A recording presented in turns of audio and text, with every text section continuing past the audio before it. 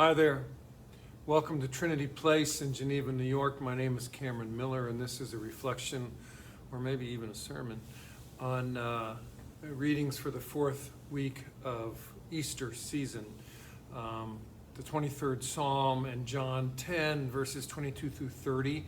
You can look those up if you like, if you're not listening to this as part of our weekly worship video.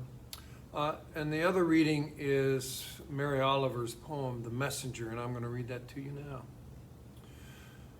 My work is loving the world. Here the sunflowers, there the hummingbird, equal seekers of sweetness. Here the quickening yeast, there the blue plums. Here the clams deep in the speckled sand. Are my boots old?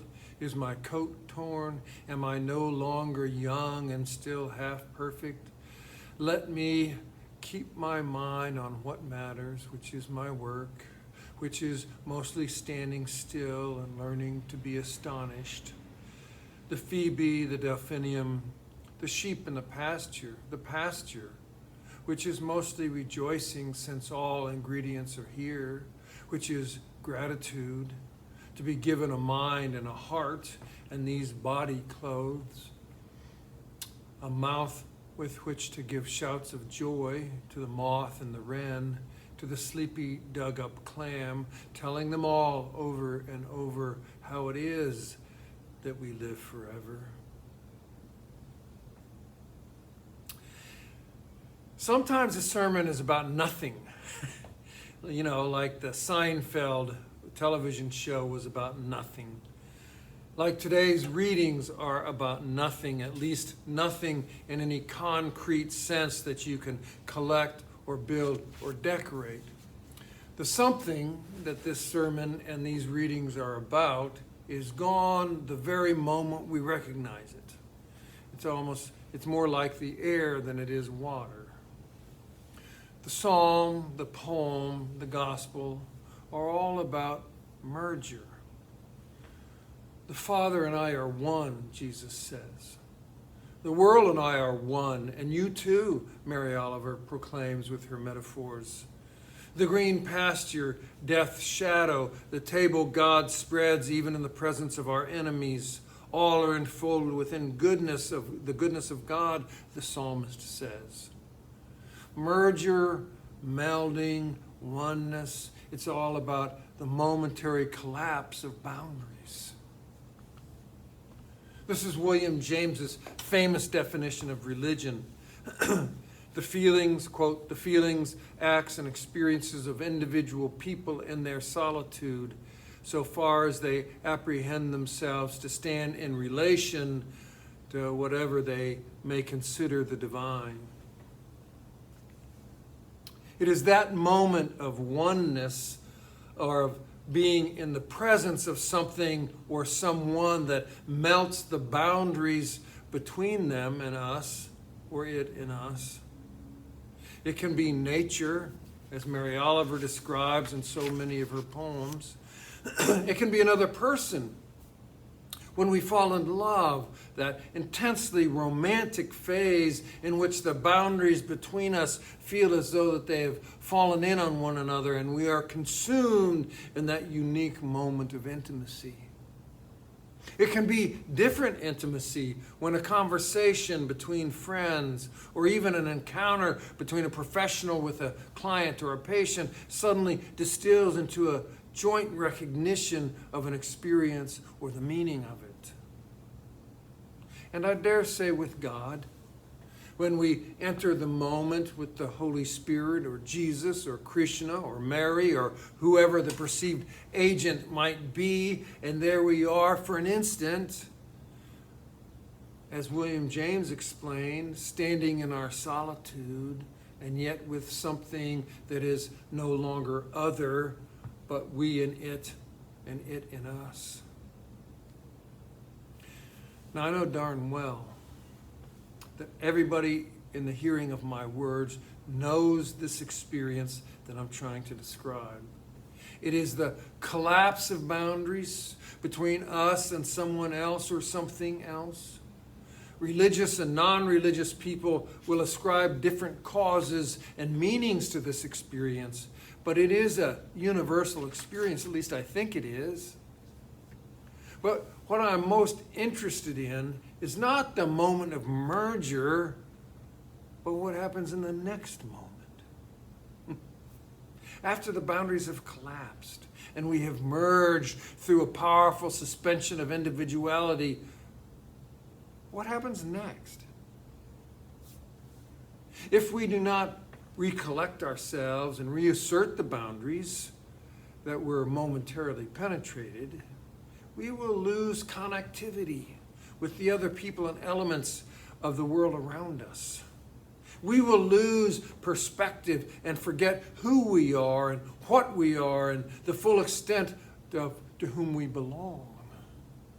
We will get pulled like taffy, and in the middle where is our core will sag, and we will be stretched further and further beyond our boundaries. Eventually, without whether temporary or permanent, we will go mad because we are a self, and selfness lives within a particular body and a particular soul. Pull the self away too far and for too long, and we will lose our minds one way or another.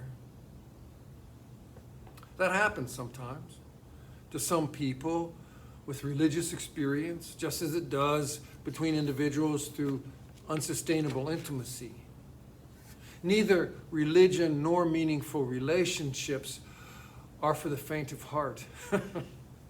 Both begin with a bang, and then the boundaries are supposed to snap back and return to the original shape, accommodating, of course, for the new experience or wisdom or person. It really is a wild and crazy ride, falling in love or any kind of momentary intimacy. So much so that most of us live on guard against it. We would rather have predictability and a semblance of control than we would have our boundaries bent out of shape. But here's the thing. Religious experience is like a near-death experience. It causes us to consider changing our lives. But in the aftermath, as that experience recedes into the rearview mirror, we go on just as we were. Our excited resolutions to be different are like a balloon with the air rushing out of it, snaking around the room. So $3 and a mystical experience, whether it's falling into God or the Phoebe and Delphinium or the eyes of a lover, $3 in that is just enough to buy us a large coffee with cream at Dunkin' Donuts. But by itself, it won't change us except in the moment. And maybe that's okay, just the experience. Maybe just the moment of merger is enough in and of itself. But honestly, I think there's something else. So I want to go back to that Mary Oliver poem because of the 3 readings I relate best to that one. My work is loving the world, she writes. Here the sunflowers, there the hummingbird, equal seekers of sweetness.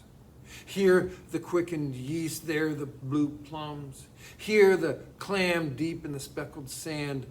Are my boots old? Is my coat torn? Am I no longer young and still not half perfect? Let me keep my eye on what matters, which is my work, which is mostly standing still and learning to be astonished. Can you, with that kind of simple clarity, say what your work is? Now, I don't mean what makes or made you money. Most of us don't get paid for the work of our soul.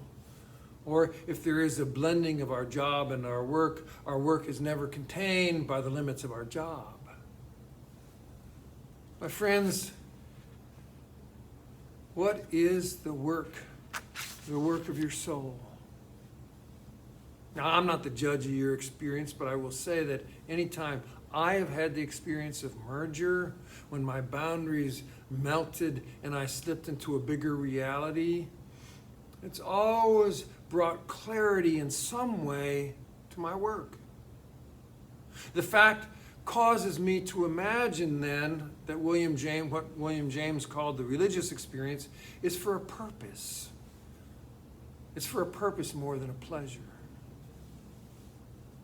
It is not only Jesus and God who are one, it is you and I who are one with the Creator of all that is. We are one, and the green pastures we lie down in are one, and so are the right pathways and the shadow of death and the cup running over. All of it, all is within us, and we in it, we are one. We have all had glimpses of this oneness, and those glimpses, those fractions of a second of recognition are given to us as a gift to bring clarity about our work. I would love, at least in my head I would love for my work to be what Mary Oliver's work was, loving the world and learning to be astonished. I would love that job, that work, but it's not mine. I have other work. And sometimes God grants me glimpses of my oneness with all that is so that I can receive greater clarity about my work. I hope that maybe rings true for you too about your work. My friends, what is your work?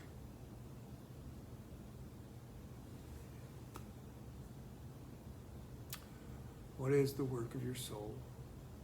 And peace be with you.